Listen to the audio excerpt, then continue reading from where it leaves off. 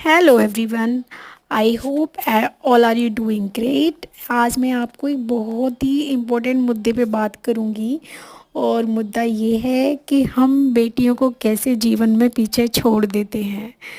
अब इस बात पे बहुत लोग तो डिसएग्री करेंगे, कहेंगे नहीं जी ऐसा नहीं होता है आज की डेट में।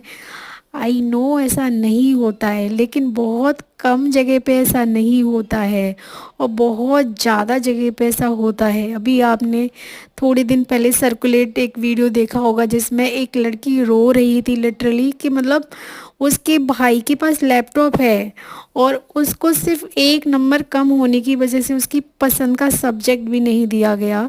हालांकि वो बाद में सॉर्ट आउट हो गया, खान सर ने उसको लुक आउट किया।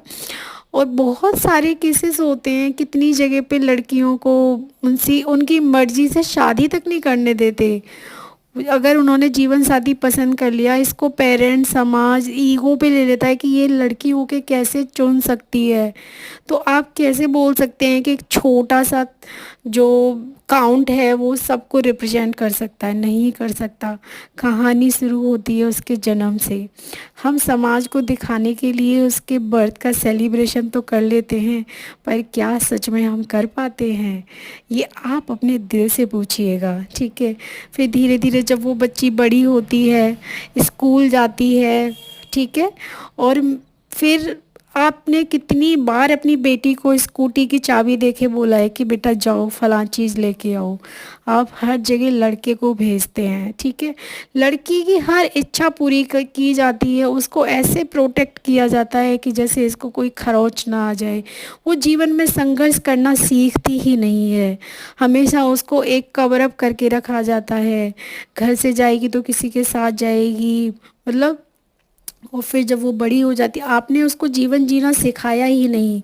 आपने जब पहली बार उसको अकेले छोड़ा तो उसकी शादी बड़े दुख लग रहा है मुझे बोलते हुए, उसकी शादी के बाद उसको उसकी डोली में अकेले छोड़ा।